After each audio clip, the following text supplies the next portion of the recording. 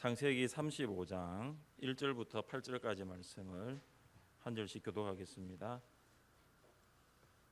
하나님이 야곱에게 이르시되 일어나 베델로 올라가서 거기 거주하며 내가 내 형 에서의 낯을 피하여 도망하던 때에 내게 나타났던 하나님께 거기서 제단을 쌓으라 하신지라.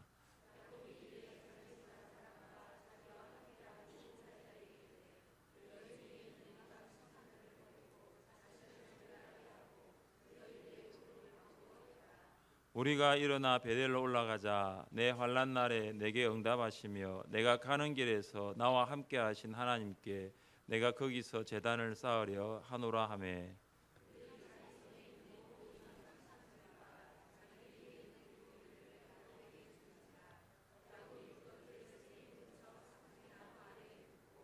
그들이 떠났으나 하나님이 그 사면 고을들로 크게 두려워하게 하셨으므로 야곱의 아들들을 추격하는 자가 없었더라.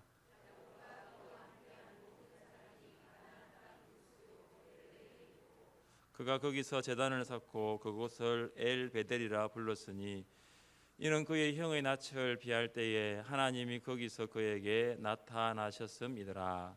리브가의 유모 드보라가 죽음에 그를 베델 아래에 있는 상수리 나무 밑에 장사하고 그 나무 이름을 알론 바굿이라 불렀더라. 아멘.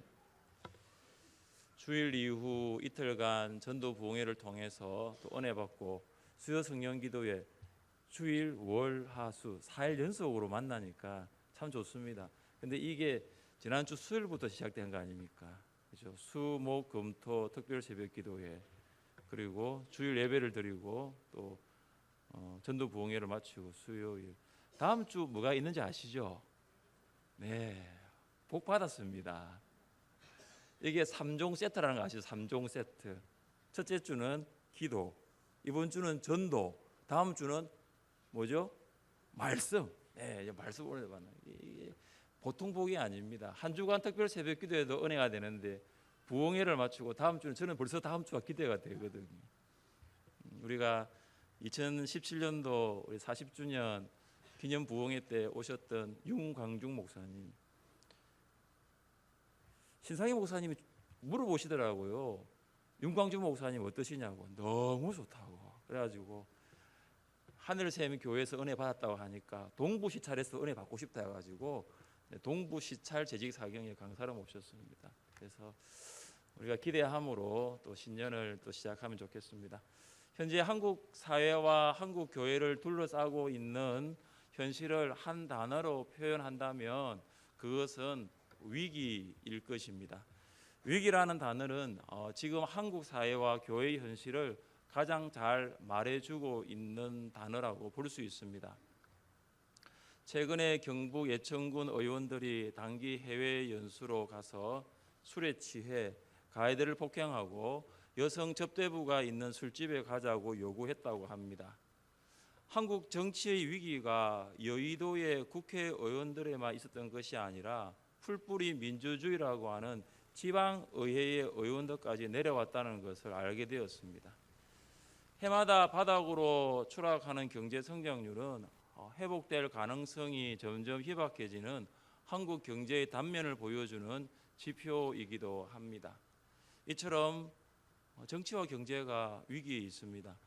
우리나라의 출산율은 세계 220등인 1.21명으로 이미 2001년부터 우리나라는 초저출산 국가로 접어들었습니다. 또한 65세 고령 인구가 매년마다 늘어나는 것을 보면 전체 인구의 5분의 1, 초고령 국가로 진입하게 될 날도 얼마 남지 않았다는 것을 알 수 있습니다. 한국 사회의 저출산과 고령화의 위기는 한국 교회의 위기로 직접 연결됩니다. 과거에 2명 혹은 3명 출산하는 것에 비해 지금은 1명 출산하니까 주일학교 수도 과거보다 3분의 1로 줄어들었다고 볼 수 있습니다. 또한 지금으로부터 10년 후가 되면 오히려 한국 교회 성도들 중에 60% 이상이 고령 인구가 될 것이라고 전망하고 있습니다. 저출산과 고령화보다 더 큰 위기가 있습니다. 그것은 세속화입니다. 시간이 가면 갈수록 성도들이 거룩해지는 것이 아니라 세속화된다라는 것입니다. 기독교인의 60% 이상이 왜 교회 다닙니까? 물어보니까 믿음과 신앙이 아니라 건강과 재물, 성공과 교제를 위해서 교회에 나간다는 통계가 있습니다. 절반이 넘는 성도들이 신앙의 본질을 잃은 채 교회를 다닌다라는 것입니다. 성도들이 신앙의 본질에서 떠나 성공과 재물의 유혹에 흔들리고 있습니다. 성도들이 세상과 재물을 정복하고 다스리지 못하니까 도리어 세상의 성도를 정복하고 재물이 신앙을 정복하면서 신앙의 본질을 잃은 채 살아가고 있습니다. 한국 교회의 위기 중에 가장 중심에는 본질을 잃어버리고 성도들을 바른 말씀으로 양육과 훈련을 시키지 못한 교회 지도자들의 책임이라고 볼 수 있습니다.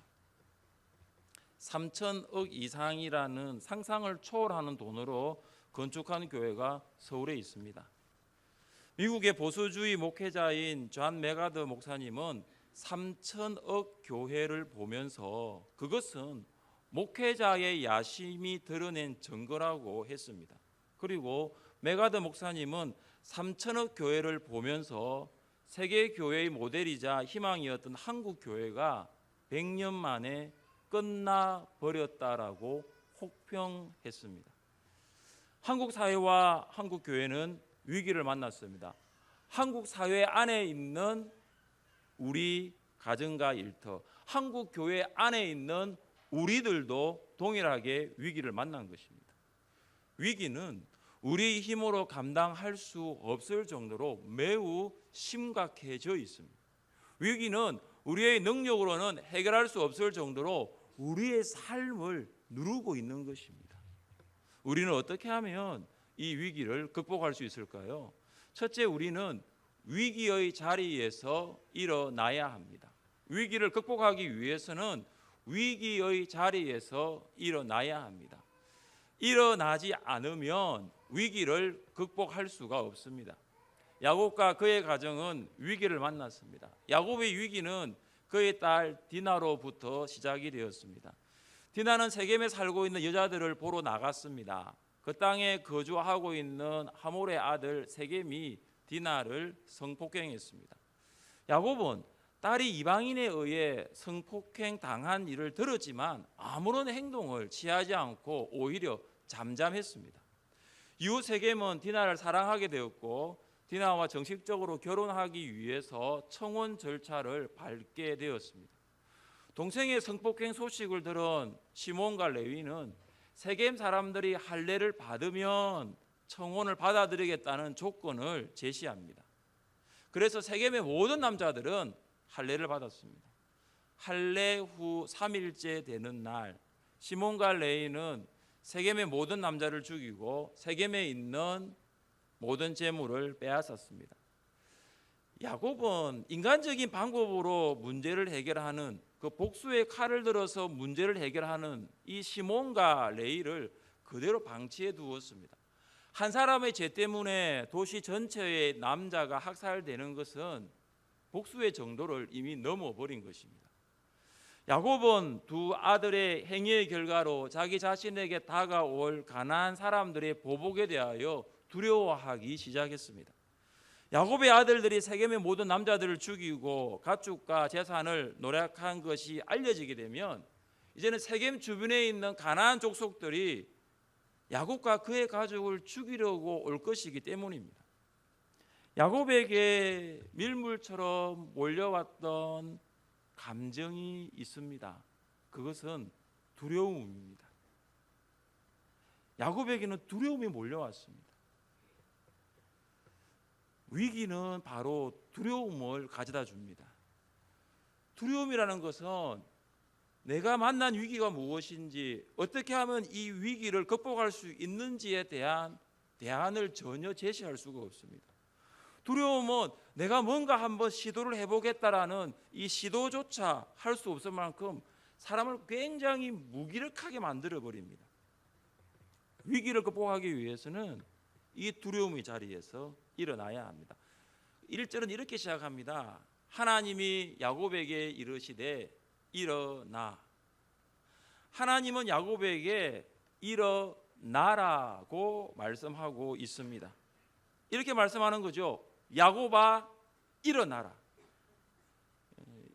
원문과 영어 성경을 보면 일어나가 명령어로 나옵니다. arise, 명령을 하는 거예요. 야곱아 일어나라. 일어나지 않으면 위기를 극복할 수 없습니다. 주저앉아 있는 시간이 길어지면 길어질수록 위기 극복의 가능성은 점점 희박해지는 것입니다. 가만히 앉아 있으면 위기가 저절로 해결되는 것이 아니라는 것이죠. 그래서 위기를 극복하기 위해서는 일어나는 것부터 시작을 해야 합니다. 그래서 일어남은 위기 극복의 출발이 되는 것입니다. 해당장 야이로가 위기를 만났습니다. 그의 딸이 죽었습니다.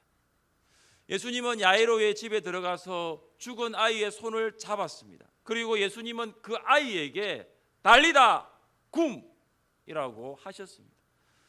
달리다 굼은 소녀야 일어나라. 예수님께서 죽은 이 소녀의 손을 잡고 달리다 굼, 소녀야 일어나라 명령하셨을 때 소녀는 일어났고 걷게 되었습니다. 야곱이 시몬과 레위가 저지른 세겜 부족 대학살 사건 때문에 두려워하고 있었고 떨고 있었고 위기를 만났을 때 하나님은 야곱에게 말씀하십니다. 야곱아 일어나라. 하나님은 야곱에게 두려워하지 말고 숨어있지 말고 떨지 말고 앉아만 있지 말고 일어나라고 명령하십니다. 2019년을 시작하였지만 여전히 우리 안에는 기대감보다는 두려움 가운데 있는 성도들이 있습니다. 오늘 하나님께서 여러분에게 일어나라고 명령하시는 하나님의 음성에 귀 기울이시기를 바랍니다. 하나님이 일터와 직장의 어려움으로 경제적인 위기를 만난 가정의 가장들에게 말씀하십니다. 가장들아 일어나라. 하나님은 지나게 어려움을 만난 자녀들과 졸업과 졸업 이후에 취업의 난간을 앞에 둔 자녀들에게도 말씀하십니다. 자녀들아 일어나라.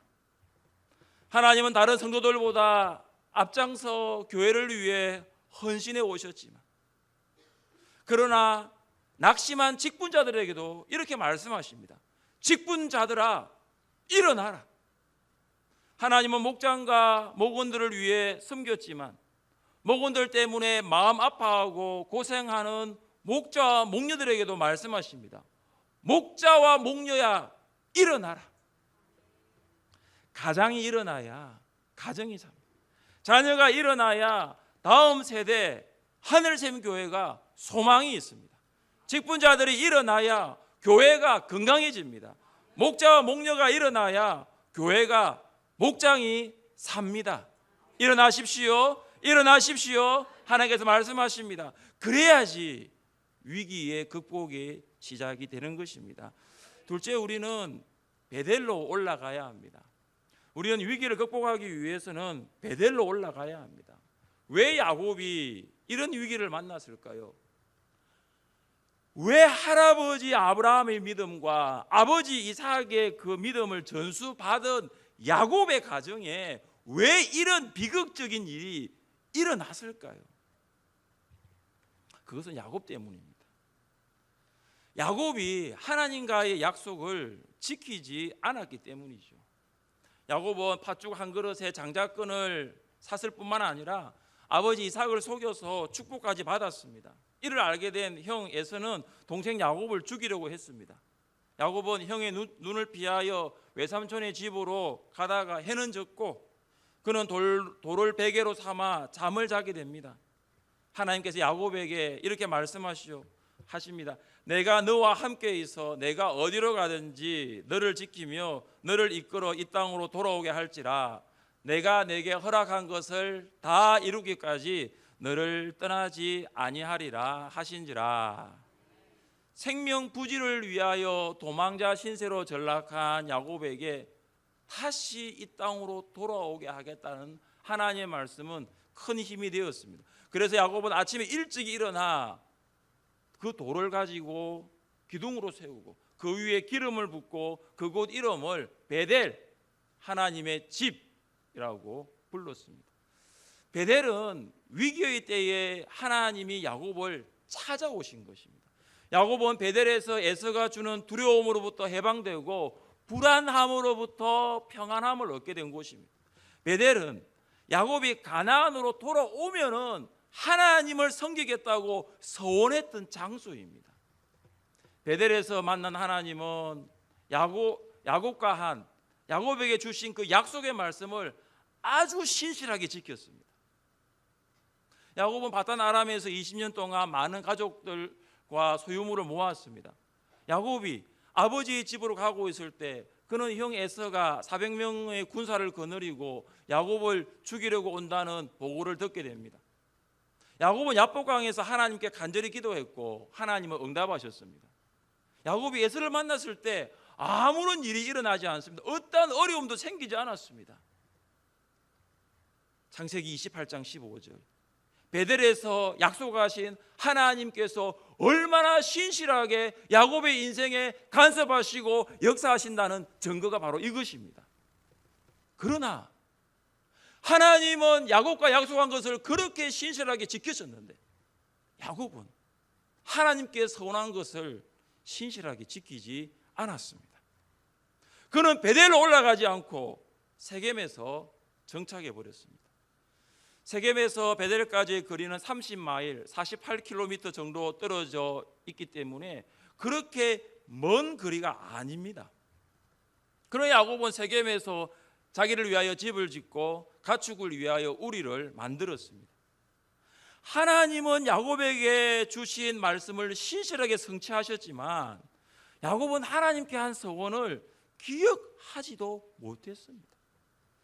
세겜의 세상적인 삶은 하나님을 생각하지 못하도록 만들어버렸습니다. 세겜은 야곱을 하나님으로부터 멀어지게 한 것입니다. 하나님은 세겜에서 위기를 만난 야곱을 향해서 무엇이라고 말씀하십니까? 베델로 올라가라. 베델로 올라가라. 환난 날에 하나님을 만난 베델로 올라가라는 것입니다. 가장 괴로울 때, 그러나 가장 뜨겁게 하나님의 손길을 체험한 장소인 베델로 올라가라는 거예요.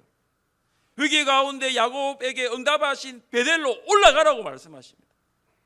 가장 순수한 심정으로 가장 진실되게 신앙 고백했던 서원했던 그 장소인 베델로 올라가라는 거예요. 인생의 위기 가운데서도 신앙의 베델이 있으면 그 위기는 극복될 수 있습니다. 세겜과 베델을 비교하면 세겜은 저지대입니다. 그러나 베델은 상대적으로 고지대입니다. 세겜은 영적인 저지대예요. 그러나 베델은 영적인 고지대입니다. 영적인 저지대인 세겜에 계속 머물러 있으면 결코 위기를 극복할 수 없지만 영적인 고지대인 베델로 올라가기만 하면 위기는 극복하게 될 줄 믿습니다. 영국의 설교자인 조지 휘필드는 기독교 역사상 힘에 지나도록 수고한 사역자 중에 한 사람이었습니다. 영국에서 미국으로 대서양을 오가며 펼쳤던 그의 헌신적인 설교 사역은 신대륙의 첫 번째 영적 대각성 운동의 기폭제가 되었습니다. 탁월한 설교 능력, 복음의 감화력을 겸비한 성령의 사람이 조지 휘필드였습니다. 그런데 아무리 설교에 탁월한 능력이 있고 복음의 감화력이 있었던 조지 휘필드도 때로는 마음이 굉장히 공고할 때가 있었어요. 계속 마음이 영적인 저지대로 내려가. 그때마다 휘필드가 어떻게 했을까요? 그때마다 휘필드가 찾아간 곳이 있습니다. 그곳이 어디냐면은 예수님을 처음 만나서 회심했던 그 작은 예배당. 그 작은 예배당에 자기가 앉아서 예배드렸던 그 의자, 거기 가서 조용히 무릎을 꿇고 기도하고 하나님, 저의 공고한 마음을, 저의 영적인 저지대에 있는 이 마음을 다시 회복시켜 주시고, 제가 사역하면서 만난 이 사역의 위기를 다시 한번 하나님 회복시켜 달라고 그렇게 기도하면서 회복되었다라고 합니다. 여러분의 영적 고지대, 여러분의 베델은 어디입니까? 위기의 세겜에만 있지 말고, 위기의 세상에만 머물러 있지 말고 은혜의 베델로 올라가시기를 바랍니다.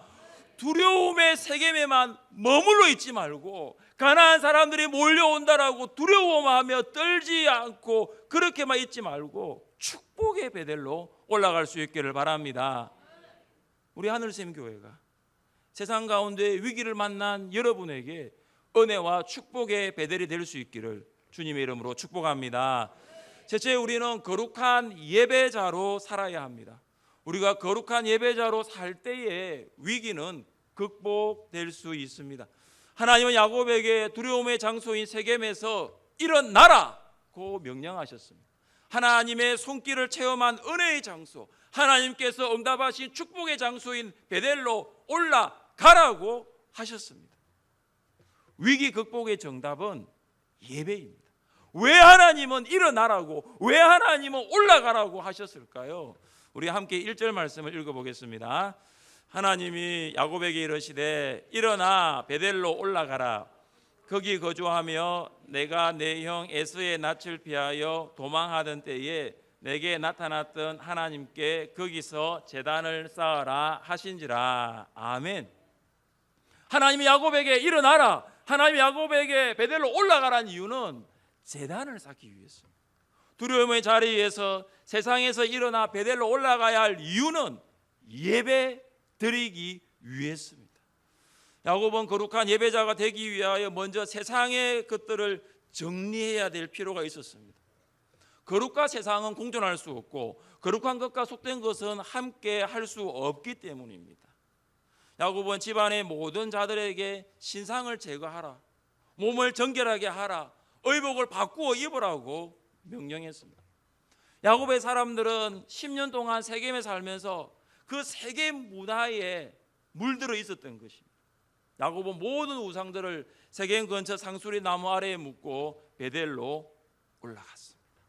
그때 야곱이 두려워했던 가나안 족속들은 하나님이 주시는 더 큰 두려움에 휩싸여서 아무도 야곱 일행을 공격하지 못했습니다. 성도의 위기, 공동체의 위기에 항상 예배의 위기가 있습니다. 예배를 소홀히 하거나 예배를 멀리 하거나 예배를 빠지게 되면 반드시 성도는 위기를 만나게 되고 그 공동체도 위기를 만나게 됩니다. 목장 안에 위기가 있다면 목장으로 모여 함께 예배 드리지 않을 때 찾아오는 거예요. 함께 모이는 목장, 예배 드리는 목장은 혹 위기가 목장 가운데 오더라도 그 위기를 이길 수 있는 것입니다. 나라의 위기도 예배에서 옵니다. 엘리야는 갈멜산에서 바알과 아세라 선지자 850명을 상대로 누가 섬기는 신이 참 하나님인가를 증명하는 영적 전투를 했습니다. 엘리야가 제물을 올리기 전에 가장 먼저 한 일은 무너져 있었던 제단을 수축하는 일이었습니다. 엘리야가 모든 백성을 향하여 이르되 내게로 가까이 오라. 백성이 다 그에게 가까이 가매 그가 무너진 여호와의 제단을 수축하되, 이스라엘 공동체가 얼마나 하나님 앞에 제사하지 않았으면 제단이 무너져 있었을까요? 이 모습이 혹 우리의 모습은 아닙니까? 우리의 가정의 모습은 아닌가요? 우리 목장의 모습은 아닌가요? 우리 교회의 모습은 아닌가요? 사랑하는 성도 여러분, 두려움의 자리에서 일어나시기를 바랍니다. 하나님을 만났던 은혜와 축복의 자리, 은혜와 축복의 장소인 베델로 올라가시기를 바랍니다. 베델에서 다시 예배를 드림으로 하나님의 임재를 경험하여 위기를 극복할 수 있는 여러분 되시기를 주님의 이름으로 축복합니다. 이 시간 찬양하겠습니다. 원하고 바라고 기도합니다. 찬양합시다.